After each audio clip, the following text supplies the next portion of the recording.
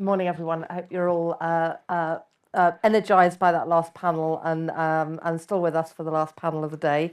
I think that video called out a bit of what we're going to talk about today, which is the diversity of what we're offering. It mentioned the P word, premium, which I'm sure will come up in this conversation as well, and gave a little flavour of what we'll discuss here. So I'm Jacqui Merrington. As Anthony said, I'm Deputy Commercial Editorial Director. My role is about driving better integration between commercial and editorial. So I've always been in journalism. I've moved across to commercial in the last year, and it's looking at our USP and storytelling in what we know about our audiences and how they interact with content to deliver better for clients. And then I'm here with some of my fantastic colleagues from Mail Metro Media, and they're going to talk about some of the things that are driving success for our business. So I'm going to jump straight in with the questions to Dave, who's come to the panel quite late. So putting you on the spot first, Dave. But you're relatively new to the organisation. Tell us a little bit about what your team does and how it stands out. Sure. Are my mics up? Can everyone hear me right? Good. We can hear you. Yeah, I've literally run from another meeting. I wasn't meant to be here, but aren't you lucky?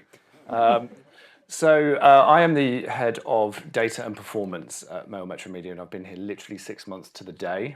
So my team is responsible for all of the programmatic revenue that comes into the organisation, all of the management of first-party data, and then all the performance revenue that we look after as well. So it's quite a large remit. So therefore, my team is quite disparate. We're quite agile and small at the moment, but we have interactions with various elements of the entire organisation and ecosystem that we work with. Great, thank you very much. And Ben, you're also not new to the organisation, but in a relatively new role at Mail Metro Media as video growth lead. So tell me a little bit about why that role was established and what you're doing in video that's different. Yeah, so I suppose to set the scene, as we all know as publishers, consumption is massively changing. The way that people consume their media is massively changing and has been for a very long time. The average person now is watching about 19 hours of online video a week. YouTube is the top streamer now in the US, and with the landscape evolving as a publisher, obviously so are we. And you know, fragmentation was mentioned earlier, and to some that can be seen as a threat, and I think to us we very much have seen it as an opportunity. So as the UK's most engaged news brand, we knew we needed to put more investment into video. We know that a huge amount come to us on site, but also investment off site as well. So the way that we did that was splitting into sort of 3 different pillars. And that's our on site, our social, and then brand new to us is shows. So the things that we're doing in video that sort of, you know, sending us to success, but maybe different to the others is, first off, looking at on site. So on site, we invested heavily into our video editorial team. We've got about 36 video editors. And you know, it's premium, as you said, and that's more premium editorial. So that means 85% of our articles on site now have relevant video that's connected to it. More premium formats that are available. That's looking into vertical video, obviously been mentioned earlier today. Our new hero format, which looks at a higher share of screen. And you know, just trying to push our on-site engagement even higher when it comes to video. From social, this has been our real, you know, incredible journey that's happened over the past few years. A massive investment into that social team that's now driven us to #1 news publisher across Snapchat, and #1 for news across TikTok as well. Where I think we've just hit 21 million. It was definitely 20 million, but I think it's like newsflash 21 million, which is incredible for us. And then onto shows, which is our newly announced Daily Mail Global Studio, which is our move into long form video, which is super exciting because, you know, we're invested heavily into short form, but now this gives us a whole new platform, and it takes us to a new level when it comes to a video publisher. Tony Manfred is our global head of video, and he came out with a quote which basically was saying, you know, we know we're the most engaged news brand, but we don't only want to be the best news brand when it comes to video, but we want to be the best video publisher worldwide, full stop. So that's sort of where we're heading towards. And then to answer the second part of the question, sorry, I feel like I said a lot there. Well, to answer the second part of the question, why this role was made, well, obviously with all this investment into more premium formats and more availability of video on and off site, you know, we needed someone on the commercial end to sort of join up those dots, get out there, and my CRO would love me saying this, but essentially tell everyone that we're open for business when it comes to video. So that's why this was created. Brilliant. Thanks ever so much, Ben. And Tracy, so my first day in the job was just under a year ago, and on my first day I was told, come into this meeting, we're going to talk about gaming. And that was with Tracy. And so Tracy, this is a whole new category that you've embarked on really within ENTS this year. So tell us a little bit more about that and what's been happening. I did wonder where that anecdote was going then. I was thinking, what did I do on your first day? So my role and remit is to look after all of the clients and advertisers that we have under entertainment and media, and that's quite a vast category. And over the years started to notice the change in dynamic around gaming. So for anyone that doesn't know, gaming has taken over both music and movie industries combined and is now bigger than both. And I'll just let that settle for a minute because that's quite a sort of a statement. And it was something that I really wanted to investigate further. So collaborating with our data team and our insight team, looked at exactly who were gamers that were within our Mail Metro Media ecosystem. Turns out quite a lot. So we have almost 13 million gamers within that ecosystem that we could target and approach. And apart from the odd review here and there on certain game releases, we weren't giving them any gaming content. So my own kind of initiative was to start looking at why and if we could change that.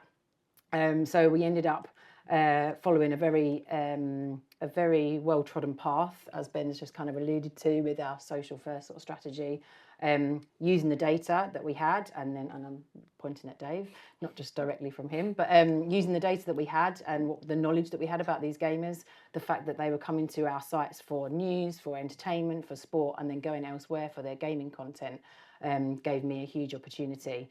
And then, followed a social first strategy, launched a TikTok channel that was solely around gaming and gaming content, and that was at the beginning of the year, beginning of February, and we just hit 265,000 followers on TikTok and growing. And at the same time, my role, again, similarly to Ben, is to look at the commercial opportunities and be able to drive revenue into a brand new stream.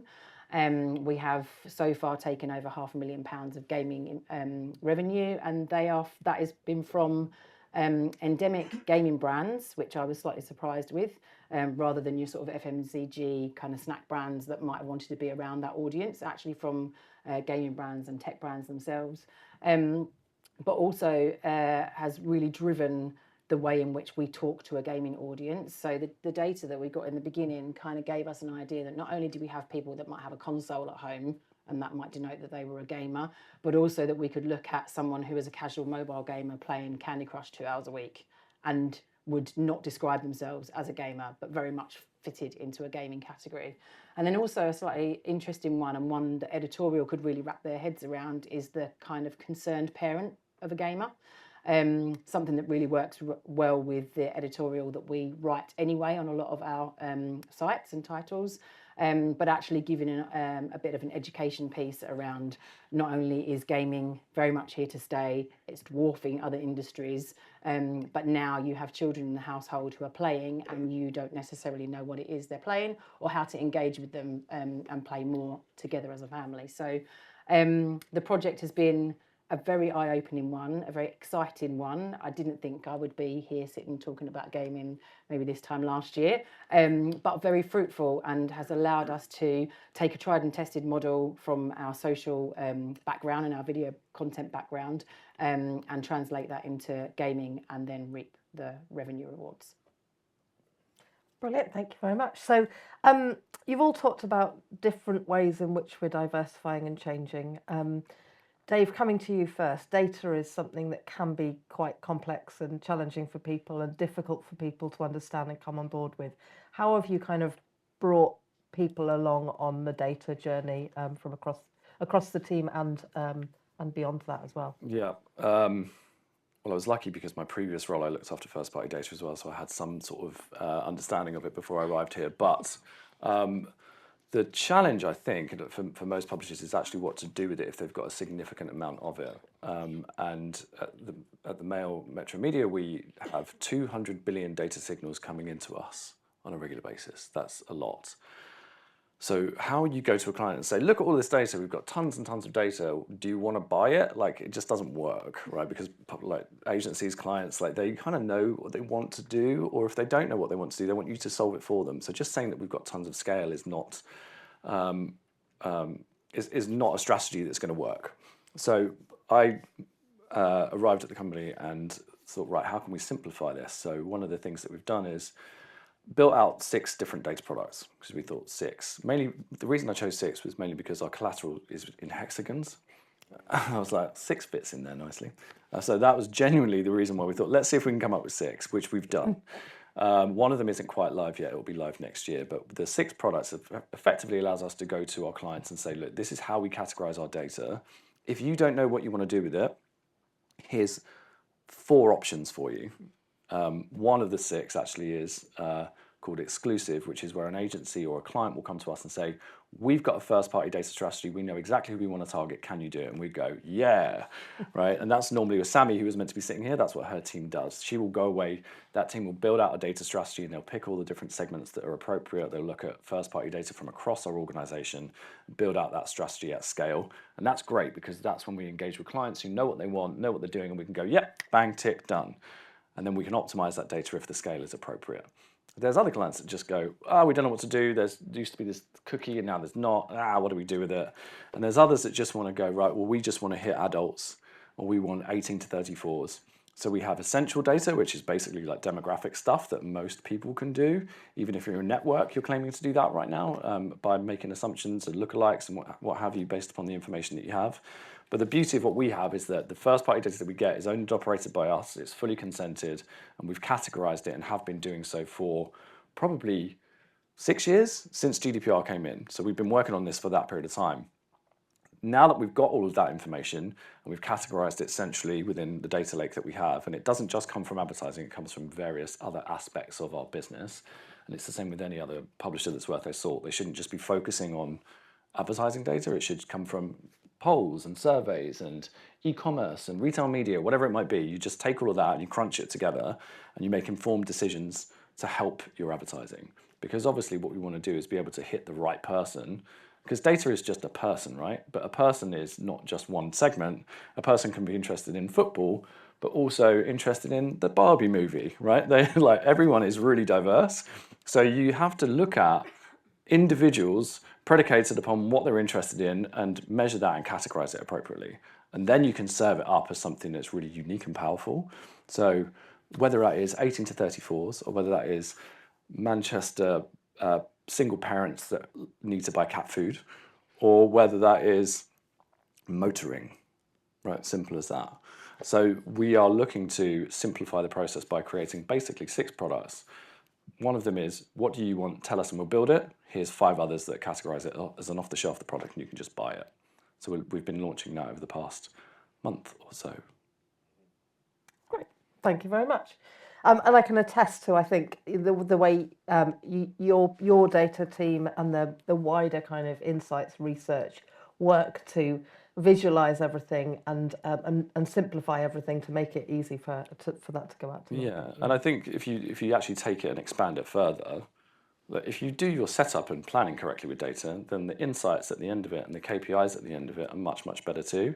So if you know that this campaign is about brand uplift, tell us that, because we've got data points that show that this will get you good brand uplift. Yeah. So we're optimizing using data, not just serving using data. I think that's really key. Whether that is, do you want cost per download? These people download stuff, right? Or do you want brand uplift? This is how you measure that. So it's key to not just who you target, but how you target and what your results are at the end. Yeah. Okay. Thank you very much. And Tracy, so how do you make sure that gaming as you develop it isn't just developed in a silo and does include expertise from across the business and everybody knows about it and knows how to approach it and what the kind of priorities are for businesses that want to be involved and want to reach gaming audiences? Yeah, it's a really good question because it was a massive challenge at the beginning. Mail Metro Media and all of our products maybe don't lend themselves initially to be the place you would think to go for your gaming content. So we had to be very authentic and very true to ourselves, stick to what we know as a business, which is storytelling and fitting that into content verticals, but also then be authentic in the gaming sphere, because inauthenticity, if anyone is a gamer or in that kind of world, inauthenticity is called out very quickly, and that was a piece of advice we were given right from the off. So it can't work in a silo, actually. It doesn't work in a silo in gaming marketplace because there are lots of different gamers. It can't work in a silo within a business because you need lots of different people's expertise and opinions and ideas, because gamers aren't just one size fits all. So we did a lot of different things, actually, a lot of educating internal stakeholders, if I'm honest, and impressing upon them what gaming actually was, what it looked like, what our consumers that already came to our sites and publications and how they moved into the gaming sort of space, but then also educating the sales team and getting their thoughts and ideas. We actually set up and have done several gaming lunch and learns using people within the business who are gamers across various different entry points into gaming, to ask what would they come to a new publisher for with gaming content. What do they like and dislike about short form and long form gaming content? Do they go to YouTube? Do they follow influencers? What are they interested in? And that could not have been done just by me coming up with an idea. That could not have been done by me pulling data from our data team alone. It needed to be spread across the wider business. And yeah, that part where I think getting the sales team on board and then regularly updating them as soon as anything changed within the gaming space, as soon as we had our first campaign on board, showing exactly how it worked. Some people are visual and couldn't believe that we were going to do this and set up a gaming TikTok channel, and then needed to see it happen in real life, watch the numbers kind of grow, watch the variety of content, and then see an actual ad campaign, a commercial ad campaign come to life within the gaming space, to realise what we were doing and how we were positioning it. And then, like I said right at the beginning, come back to the fact that gaming transcends sport with esports, it transcends beauty. Charlotte Tilbury spend an awful lot of money in gaming, where you can put makeup onto your avatar within a game, and you make the purchase in game. It transcends all of the content verticals that we already write about and storytell about. And I think it needed to be brought to life and then educated across the business in order for it to really succeed. Great, thank you. And Ben, you mentioned it earlier, but Mail Online's now the biggest publisher in the world on TikTok. Obviously, that's something that perhaps people wouldn't necessarily have associated Mail Online with a few years ago. How did that happen, and why was it such I guess, so important for the business to invest in TikTok? Yeah, I think it's kind of like the elephant in the room, which I always love to talk about when I'm out with brands or with agencies, because it's like people think the Mail, like, how is that working on TikTok? But obviously it is, right? And the Mail has been evolving since, the 1890s, and we've been evolving to make sure that we are everywhere where our users need us to be. The opportunity was obviously there across short form video. Over half of Gen Zs get their news content from social media. So for us, it meant, investing in that space with the right people, the right tonality. And that was led by Phil Harvey, who's our head of social. And he created this incredible team of content journalists. And they're exactly that. They are 50% journalist, 50% content creator. And that team, with an average age of 23, which he joked was incredible, but also terrifying, that team are the people that have brought the authenticity to what we're doing across TikTok, because that's what's unexpected from us. And what we're doing so well is we've talked about adapting content today already, but we know that we couldn't just put the content from Mail Online or the Mail straight onto TikTok, because it wouldn't work. And that's why we've got these TikTokers creating TikTok for us, and they know exactly what works. So it's about getting the right people in there, and that's where we've seen success. It's about the right tonality and of having those people tell those stories in the right way. And then it's also about being brave and going big. And we've seen that in the way that we covered the US elections. We had pretty much 24-hour, around-the-clock TikToks coming through. I think we do about 120 TikToks a day normally. We upped that to 170 a day, which is a huge amount of content, obviously, that's being put out there for our readership. But again, this comes back to why it's important. It's because we've seen the opportunity there, and we want to buy in on that. And obviously, what we're doing is working really well, and that's why our readership is growing so much. So, yeah, that's the importance, and I think that's why it's doing so well. And I think Tracy said it best. We're storytellers at heart, and we haven't reinvented the wheel when it comes to what we're doing across TikTok. We're just telling those great stories, having great storytellers, but telling it in the way that works for TikTok, for that platform. Yeah, and we did exactly the same thing with gaming. There was no way that we could start a gaming TikTok channel from the Mail and not have it just move stories from print publication onto TikTok. It needed to be led by someone who understood gaming, who was an expert, who came from an IGN, Gaming Bible background, but also understood that it needed to be a commercial entity. So he then came into the business and became one of those kind of mid-20-year-old digital wizards, as they've been kind of coined in our business, to move our storytelling on into a TikTok world, but not lose the journalistic kind of approach. Yeah, very much the same for us. Yeah, absolutely. I guess you've all touched on it, but that element of collaboration that's needed, both with colleagues across our departments to stop there being silos, and with external partners as well, is quite a big part of how we're growing the various projects that we're growing. Can you give us an example, perhaps Dave, start with you, on that collaboration piece where you've seen a project really work because you've collaborated internally or externally with others? Yeah, well, by its very nature, what we do with first-party data just touches every single facet of the organisation. So whether that be informing decisions that we make editorially across whether it's gaming or sports or even video, to what we do with our programmatic strategies, to how we address collaboration between editorial and first-party data targeting as well. But really, I mean, naturally, I have to engage with multiple different facets of the organisation, simply as well because we've chosen to double down on data within our 5-year plan and our 5-year strategy as an organisation. So we genuinely have a revenue yield target that links into our growth as an organisation for the next 5 years, and it's fundamental to what we do. So it would be a tragedy if I wasn't a collaborative individual. I wouldn't be in this role. And so it's forced upon us, but obviously it's a natural thing for us to do. Yeah, okay. And Tracy?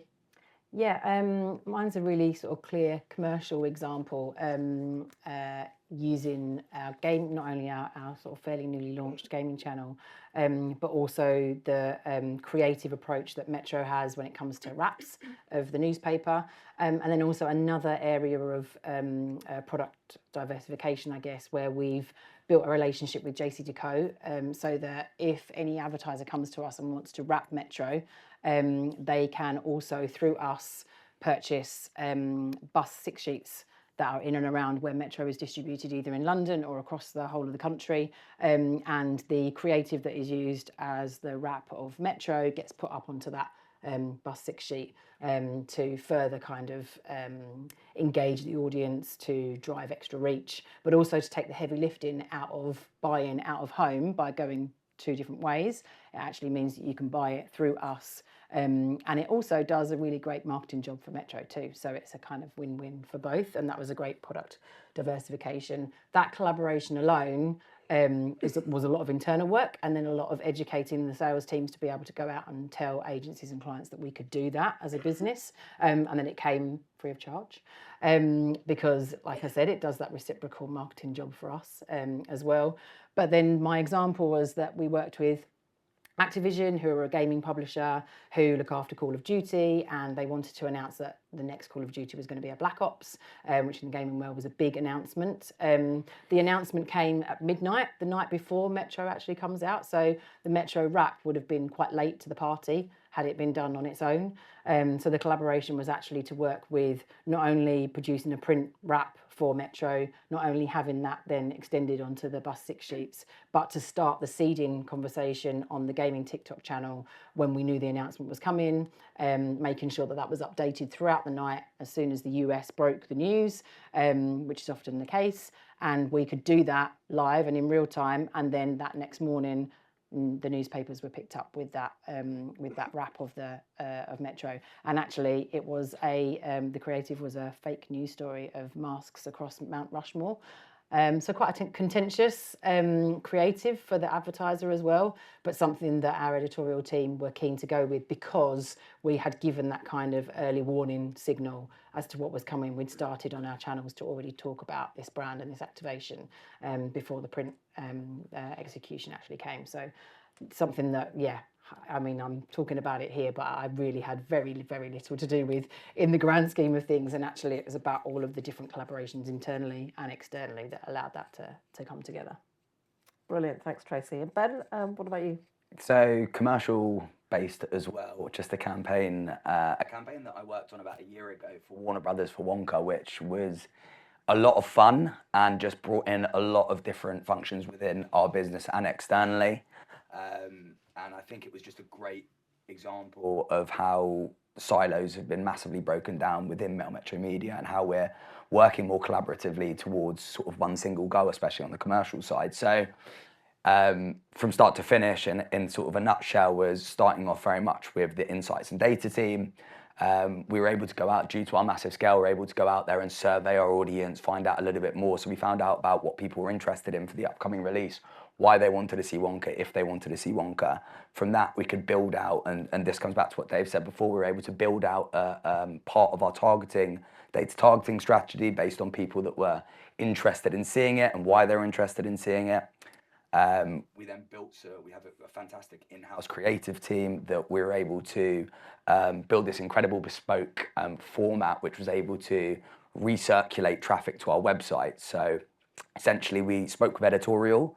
Editorial let us know when we were going to have Wonka content being posted on site, and you'd imagine with Timothée Chalamet and the rest of that incredible cast, there was plenty that was coming out across the Mail Online. And we were able to have within the format ways to click through and recirculate around the site. Obviously back to the data team to optimize as we go, find out what audiences are doing well, and push more towards that. We then collaborated with the social team as well, which was incredible, to put out 2 pieces of great organic content across Metro and Mail Online TikToks. Some incredible vox pops that the client was very, very happy about, talking about magic and chocolate, and it looked great. And then finishing up again back to, post-campaign analysis, and we've spoken about measurement here many times, and that was a very much data-led PCA, which showed why we did so well. Obviously, we did, but why we did so well, but also learnings for the future. So it was just a great collaborative effort across everyone within the business. And yeah, I mean, Warner Bros grossed £600 million for that box office. I'm not taking all of the credit, but I mean, we did something there. Timothée Chalamet. Yeah. Brilliant. Thank you very much. Right, I'm gonna. I don't know how much longer we've got. We're doing all right.